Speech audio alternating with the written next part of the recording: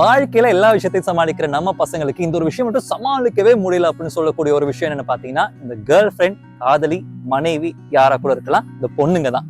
இந்த பொண்ணுங்க கோவப்படும் போது இந்த 4 டிப்ஸ் வச்சு கண்டுபிடிக்கலாம்னா 4 விஷயம் இருக்கு. அந்த 4 விஷயத்துல முதலாவது விஷயம் என்ன அப்படின்னு பாத்தீங்கன்னா, இந்த டிபி ரிமூவ் ஆயிடும். ரொம்ப கியூட்டா அழகழகா எடுத்த போஸ்ட் எல்லாம் இல்லாம போயிட்டு புகை மூட்டை மாதிரி கருப்பா ஒரு போஸ்ட் போட்டுருவாங்க. அது டிபி ரிமூவ் பண்ணிட்டு நான் கோவமா தான் இருக்கேன் அப்படின்னு வெளிப்படுத்துவாங்க.